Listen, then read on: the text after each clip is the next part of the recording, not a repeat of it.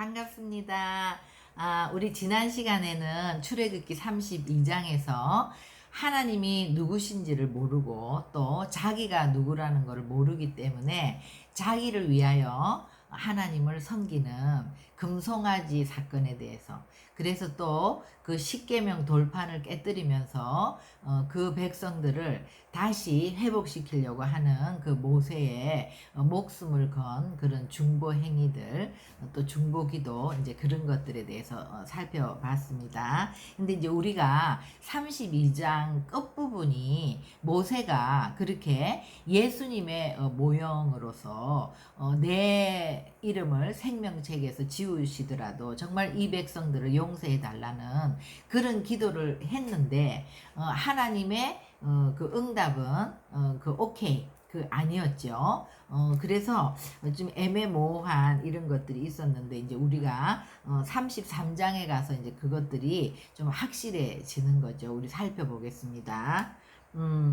그래서 이제 모세가 예수님의 모형이기는 하지만 모세가 예수님은 아니잖아요. 그러니까 이제 내 그 생명책에서 내 이름을 지워버려 주옵소서, 그렇게 했다 할지라도 모든 사람들의 죄를 대속할 수 있는 것은 예수님 외에는 없다는 것이죠. 그죠? 예수님만이 인간의 죄를 대속할 수 있는 것이고, 또 하나님은 죄를 보면 그 죄를 회개하는 자에게는 다시 기회를 주지만, 회개하지 않는 자에게는 그 죄는 반드시 진멸돼야 되기 때문에 33절에 여호와께서 모세에게 이르시되 누구든지 내게 범죄하면 내가 내 책에서 그를 지워버리리라. 그죠? 범죄했는데 우리가 다시 살아날 수 있는 방법은 회개하는 거죠. 그러니까 이 모세의 기도를 통해서 이스라엘 백성들이 회개할 수 있는 기회를 얻게 된 거죠. 그죠? 그리고 이제 가서 내가 너에게 말한 곳으로 백성을 인도하라. 내 사자가 너 앞서 가리라. 그러나 내가 보응할 날에는 그들의 죄를 보응하리라. 그 말은 내 사자들이 앞서가서 너희에게 그 한 약속을 이룬다 하더라도 죄를 보응하는 그런 날에는 반드시 보응을 하신다는 거예요. 주님은 여호와께서 백성을 치시니 이는 그들이 아론이 만든 바 그 송아지를 만들었음이더라. 그래서 그 송아지를 만들고 거기서 춤추면서 함께 그런 것에서 완전히 돌이키지 못한 자들은 하나님이 치신 거죠. 그래서 이제 오늘 33장에 보면 여호와께서 모세에게 이르시되 너는 네가 애굽 땅에서 인도하여 낸, 그러니까 뭔가 하나님의 그 마음이 아직 네가 인도해냈다고 이제 얘기할 때는 하나님의 기분이 풀리지 않은 거예요. 네가 애굽 땅에서 인도하여 낸 백성과 함께 여기를 떠나서 내가 아브라함과 이삭과 야곱에게 맹세하여 너의 자손에게 주기로 한 그 땅으로 올라가라. 그러니까 주님은 이제 그 32장 13절에서도 모세가 주님은 이렇게 우리에게 언약하시지 않았습니까? 언약에 신실하신 하나님은 이 언약을 그대로 성취하셔야 되지 않습니까? 이렇게 기도한 대로 진짜 언약에 신실하신 하나님이 내가 아브라함과 이삭과 야곱에게 맹세하여 준 땅에 너희들을 들여보낼게. 올라가라. 이렇게 하는데 뭔가 내가 너와 함께하고 이런 뉘앙스가 전혀 아니고 네가 인도하여 낸 네 백성 네 자손들과 함께 이제 올라가라 이렇게 얘기하죠. 그러면서 내가 사자를 너보다 앞서 보내어서 가나안 사람, 아모리 사람, 헷 사람, 브리스, 휘위, 여부스 사람을 쫓아내고, 그러니까 가나안의 7 족속들 내가 천사를 보내서 다 쫓아낼게. 그러니까 걱정하지 말고 올라가라. 너희를 적과 꿀이 흐르는 땅에 이르게 하려니와, 근데 나는 너희와 함께 올라가지 아니하리니. 이제 하나님의 본심이 정확하게 나타났죠. 내가 도와줄게. 약속한 거 이루어 줄게. 그런데 나는 이제 너희와 함께 가지 않아. 그 얘기인 거예요. 너희는 목이 곧은 백성인즉 내가 길에서 너희를 진멸할까 염려함이니라. 하나님은 거룩하신 하나님이기 때문에 죄가 있는 백성들과 함께하면 그 죄를 반드시 진멸시킬 수밖에 없기 때문에 나는 너희와는 이제 같이 안 간다. 그러니까 정말 시내산에 19장에서 이제 시내산 언약, 결혼 언약을 통하여 이스라엘 백성들과 결혼했던 그 이제 하나님이 나는 이제 너희와 같이 살지 않는다는 거는 이혼인 거죠, 이혼. 그죠? 그러니까 우리가 지금 우리의 그 결혼으로 비추어서 생각하면 결혼했는데 부부가 화가 나고 싸울 때도 있어요. 그렇지만 같이 살고 또 싸우면 서로 또 다시 화해하고 이런 거잖아요. 근데 이제 나는 너와는 도저히 같이 못 살아. 그런데 내가 너를 도와는 줄게. 네가 살 수 있도록 내가 너에게 위자료는 줄게. 근데 나는 너와 이혼이야. 이 말과 지금 똑같은 거잖아요. 그러니까 하나님이 우리를 떠난다 이러면 하나님이 우리의 생명인데 하나님과 우리의 관계에서 이제 정말 우리가 하나님의 백성이 되었다는 것은 이제 에덴을 회복하고 우리가 정말 주님과 함께 그 에덴을 가나안을 향해서 이제 가는 그 신앙의 여정에서 하나님이 우리와 함께 하지 않으면 우리는 죽은 목숨이나 똑같은 거죠. 아무 의미가 없는 거죠. 하나님의 임재가 없다면. 그러니까 이것이 우리가 지금 이스라엘 백성들의 이야기로 읽으니까 그런데 우리의 신앙생활에 이럴 때가 정말 많다는 거예요. 우리가 예수를 믿고 교회를 다니는데 우리 하는 모든 일이 너무나 잘 되고 아무 문제가 없는 것 같으면 우리는 굉장히 아무 문제가 없다고 생각하고 우리는 정말 축복을 받고 있다고 생각하는데 모든 것이 잘 돼 감에도 불구하고 내가 하나님과의 관계 가운데서 하나님의 임재가 느껴지지 않는다. 하나님과 대화하는 삶을 살지 않는다. 하나님 안에서 정말 날마다 그런 어떤 나의 가시가 제거되고 내 죄가 빠져나가고 내가 그 주님이 나에게 부어주시는 그 생명의 말씀 안에서 말로 할 수 없는 그 주님 세상이 줄 수 없는 그 기쁨과 평강과 그런 것들을 느끼는 하나님의 임재 그것이 내 삶에 없다면 정말 이것은 우리가 굉장히 심각한 문제인 거예요. 그래서 이렇게 나는 너희와 같이 가지 않는다고 이렇게 얘기했을 때 이스라엘 백성들이 이 준엄한 하나님의 말씀 앞에서 전부 다 슬퍼하는 거예요. 애통하는 거예요. 이제 우리는 어떡하나. 우리가 가나안 땅에 가면 뭐해. 가나안 땅에 들어가서 우리가 그 땅을 얻으면 뭐해. 모든 것이 잘 되면 뭐해. 하나님이 없는데. 그죠?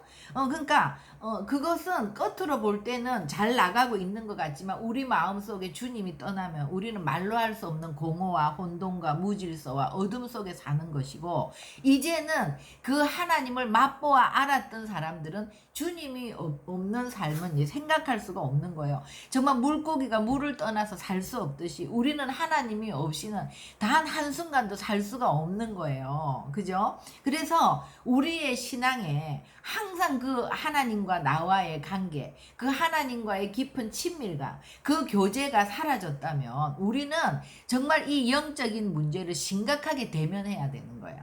그죠?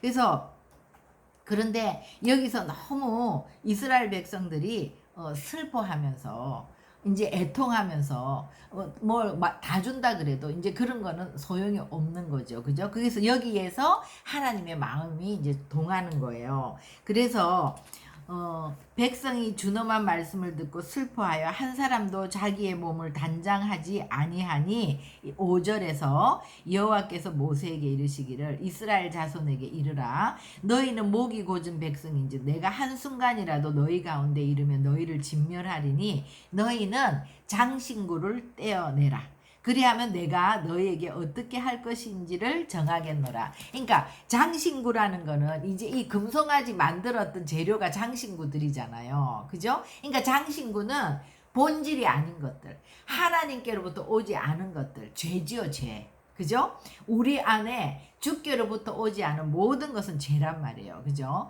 그러니까 이제 죄를 회개해라. 그러면 내가 다시 한번 생각해 볼게. 그러니까 하나님이 아주 정말 마음이 안 풀려서 나는 같이 가지 않을 거야 이랬는데, 그것을 듣고 이스라엘 백성들이 막 슬퍼하면서 애통하면서, 진짜 마음이 애통한 자는 복이 있나니 그들이 하나님의 위로를 받을 것이라 그랬잖아요. 그래서 하나님 없이는 안 돼요. 우리는 주님 없이는 한순간도 살 수 없어요.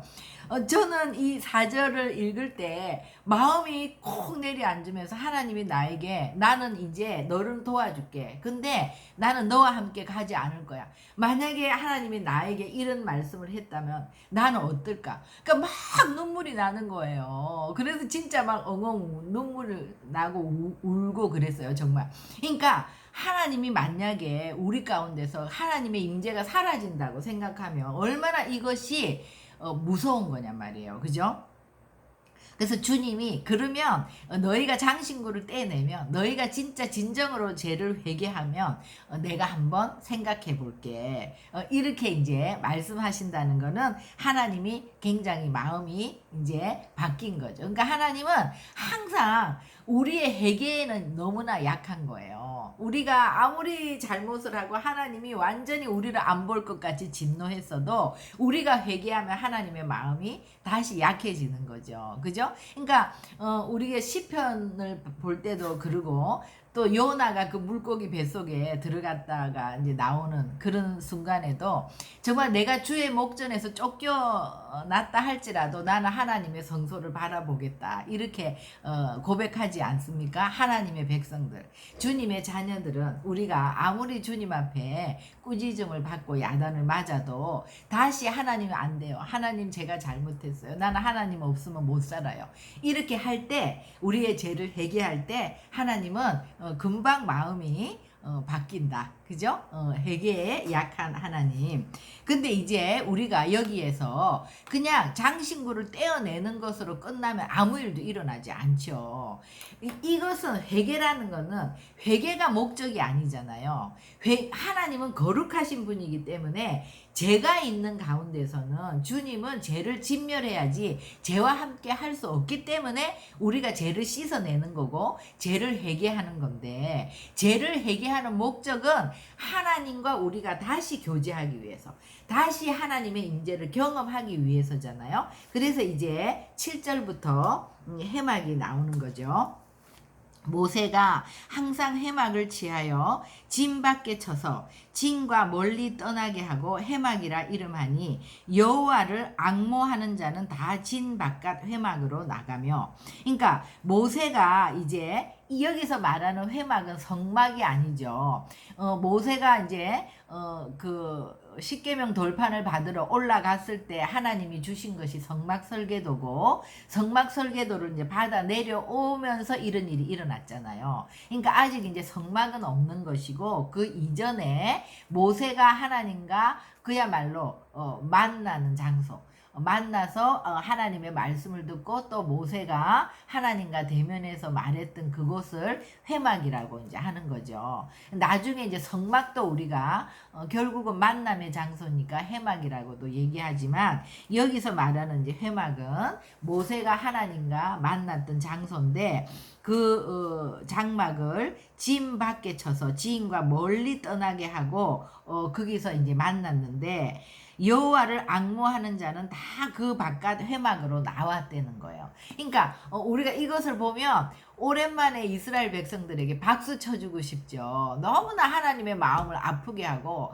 정말 하나님이 누구신지도 관심 없고 내가 누구인지 나의 정체성에 대해서도 알지 않고 그저 그냥 자기 자신만을 위해서 그 금송아지처럼 하나님을 그렇게 섬겼던 이스라엘 백성인데, 이제 정신을 좀 차린 것 같아요. 그래가지고 이 여호와를 앙망하는 거, 앙모하는 자들이 다 회막으로 나아가며, 모세가 회막으로 나아갈 때는 백성이 다 일어나 자기 장막문에 서서 모세가 회막에 들어가기까지 바라보며 그러니까 모세가 이제 해막으로 들어갈 때는 자기 장막문에 서서 다 쳐다봤다는 거예요. 그랬는데 모세가 해막에 들어갈 때 구름 기둥이 내렸다는 것은 이제 하나님의 임재를 상징하는 거죠.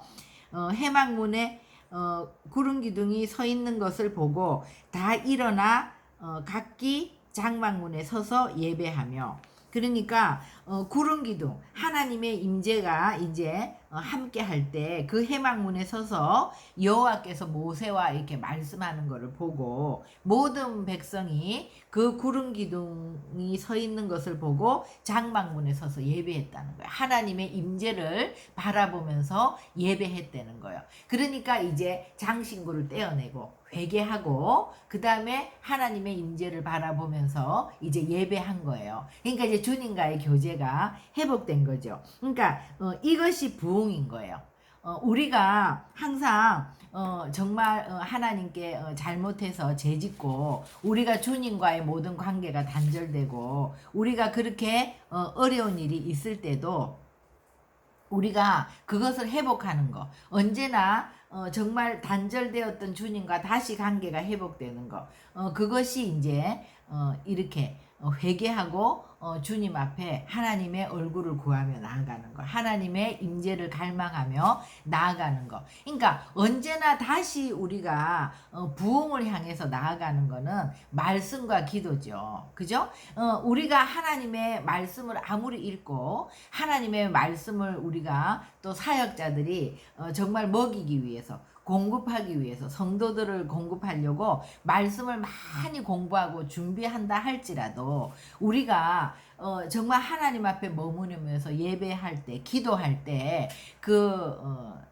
그런 것들이 없다면 우리가 정말 그런 것에 역사가 일어나지 않잖아요. 그러니까 말씀도 분명히 있어야 되고 그 말씀에 우리가 의지해서 또 기도하면서 또 하나님의 음성을 듣고 그렇게 하는 거, 이 두 가지가 항상 같이 갈 때 부흥이 일어나는 거죠. 그러니까 이것이 옛적 선한 길인 것 같아요.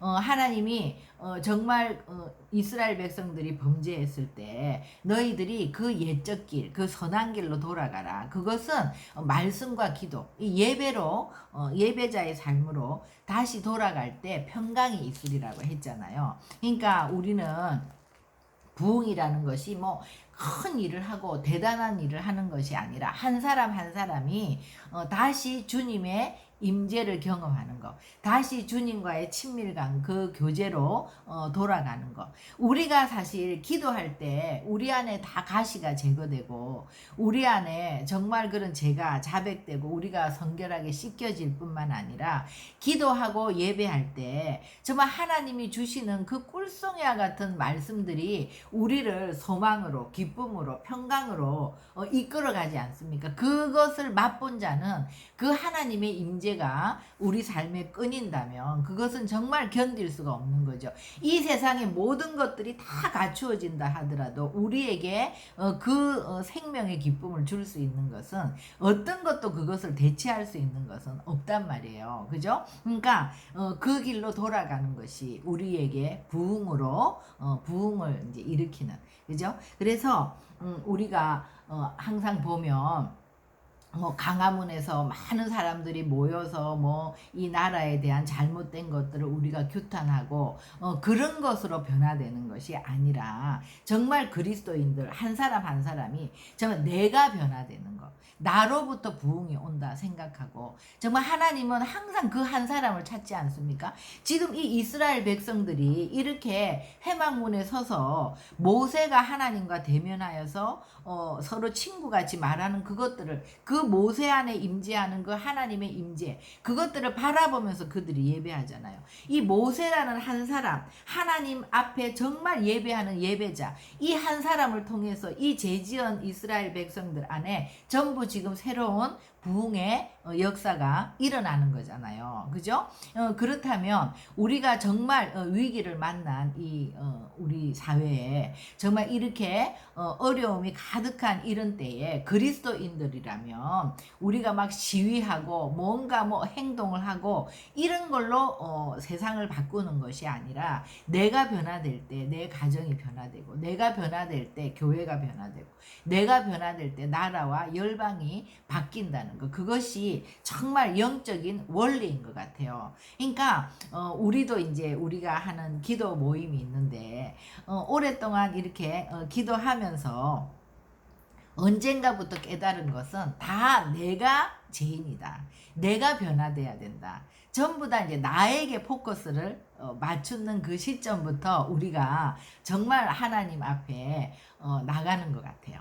그래서 항상 그리스도인은 내가 정말 회개하고 내 죄를 자백하고 있는가, 내가 변화되고 있는가, 내가 주님 앞에 하나님의 임재를 갈망하면서 정말 깊이 그 주님 앞에서 머무르고 있는가, 이것이 가장 중요한 것 같아요. 그래서 이제 오늘 11절에 보면요, 사람이 자기의 친구와 이야기한과 같이 여호와께서는 모세와 대면하여 말씀하시며 모세는 진으로 돌아오나 눈의 아들 젊은 수종자 여호수아는 해막을 떠나지 아니하니라. 그러니까 이 모세 한 사람이 해막에서 하나님의 임재 가운데 예배하는 이 장면을 모든 이스라엘 백성들이 바라보며 여호와를 앙모하는 자들이 다 같이 예배하고, 근데 마지막에 이제 눈의 아들 젊은 수종자 여호수아는 모세의 후계자이잖아요. 근데 이 모세는 회막을 떠나지 아니하니라.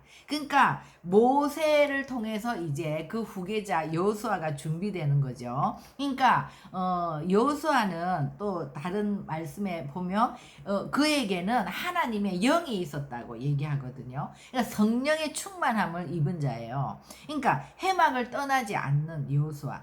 여호수아는 모세의 몸종에 불과했어요. 여호수아가 뭐 대단한 사람도 아니었고 대단한 제사장의 가문의 사람도 아니었고 뭐 여호수아가 뭐 무슨 어떤 다른 것들이 뭐 이렇게 용모가 준수했다거나 뭐가 특별했다거나 이런 것은 없잖아요. 오직 여호수아는 그에게는 하나님의 영이 있었다. 그죠? 그러니까 여호수아는 모세의 몸종이었지만 항상 그 영적인 멘토인 모세를 쫓았고, 모세가 하나님과 대면해서 그 친구와 같이 얘기하는 그 장면이 여호수아에게는 너무나 부러웠던 거죠. 그래서 늘 그것들을 따라하면서 모세가 어떻게 주님과 저렇게 친밀한 관계 가운데 있는지 그것들을 따라가는 거죠. 모세를 따라가는 거. 그러니까 우리가 항상 정말 만남의 복이 중요하지만 가장 중요한 것은 나에게 가장 좋은 영적인 멘토를 달라는 거죠. 그래서 우리에게 붙여주신 영적인 멘토를 떠나지 말고 항상 나보다 더 주님과 가까이 있는 자, 나보다 더 주님을 잘 아는 자를 영적인 멘토로 삼아 그 영적인 멘토를 따라가는 거예요. 그 길을 따라가는 거예요. 그죠? 그래서 하나님을 향한 열심을 가지고 그것을 계속해서 그 멘토를 따라가는 거, 그 떠나지 않는 거, 그것이 너무나 중요한 것 같아요. 그리고 여기에서 해막을 떠나지 않는다는 것은 정말 주님 앞에 머무는 자의 삶이잖아요. 그러니까 우리가 주님 앞에 머문다는 것이 이게 원띵이죠. 원띵. 그죠? 그래서 우리 시편 27편 4절에 보면 내가 여호와께 바라는 한 가지, 다윗이 가장 하나님께 바라는 것, 그것은 뭐예요? 내가 정말 내 평생에 여호와의 집에 살면서 여호와의 아름다움을 바라보고 성전에서 정말 그것을 계속 사모하는 거라 그랬어요. 그러니까 하나님을 바라보고 하나님을 사모하는 거, 하나님 앞에 머무는 삶, 하나님 안에 있는 삶, 그것이 가장 중요한 거죠.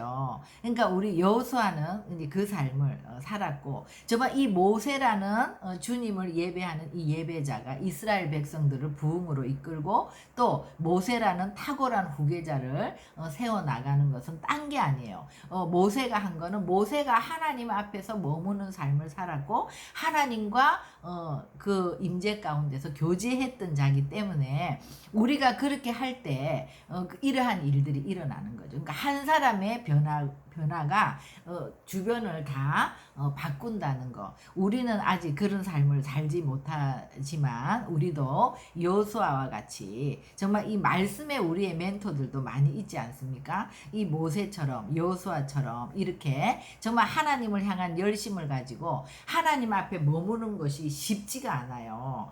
우리가 오히려 말씀을 읽고 또 누구를 가르치기 위해서 막 이렇게 말씀을 공부하고 이런 거는 쉬워요. 이거는 눈에 보이는 것이기 때문에. 그런데 여호와 앞에 머물러서 주님의 음성을 기다리고 하나님의 임재를 기다리는 거는 쉬운 일이 아니에요. 당장은 굉장히 시간을 낭비하는 것 같고 아무것도 일어나는 것 같지 않지만 우리가 아무리 많은 것을 준비했다 할지라도 하나님 앞에 기도하지 않고 하나님과 교제하지 않으면 그런 것들을 통한 어떤 역사도 일어나지 않지요. 그러나 우리가 비록 좀 부족할지라도 늘 하나님의 음성을 듣고 하나님과 교제하고 또 하나님께 머무는 그 원띵을 사모하는 자들에게는 반드시 우리의 삶의 변화가 일어나고 또 내 삶의 변화를 통해서 주변의 변화가 일어나고 그래서 결국은 그 원띵의 삶은 열매 맺는 주님과 동행하는 오늘의 주제인 하나님의 임재를 갈망하는 그 삶 속에는 반드시 하나님의 은혜의 역사가 일어난다. 그죠? 그래서 우리 오늘은 11절까지 나누었습니다. 기도하시겠습니다. 하나님, 오늘 내가 너희와 함께 올라가지는 않는다는 거, 내가 너희를 도와는 주겠지만 함께 하지는 않는다는 거, 정말 주님의 임재가 떠나고 우리 삶의 모든 것이 다 이루어진다 한들 그것은 아무 의미가 없다는 것을 깨닫고 정말 이스라엘 백성들이 애통했던 것과 같이 하나님, 우리에게도 혹시 지금 이런 일들이 일어나고 있는지, 우리가 정말 진짜인지 가짜인지, 우리가 정말 주님의 임재 가운데 있는지 우리를 점검하게 하여 주시옵소서. 그래서 항상 우리가 한 가지 하나님께 원하는 그것이 정말 하나님 앞에 머물면서 하나님의 아름다움을 바라보고 하나님을 사모하는 그것을 우리가 놓치지 않는 그리스도인들이 될 수 있도록 하나님, 저희들을 그렇게 인도하시고 축복하여 주시옵소서. 그래서 우리 삶에 하나님과의 동행, 하나님과의 그런 동행을 놓치지 않는 자들이 다 되게 하시고 반드시 삶의 열매를 맺는 저희가 될 수 있도록 저희들을 붙들어 주시옵소서. 감사하며 예수님의 이름으로 기도합니다. 아멘.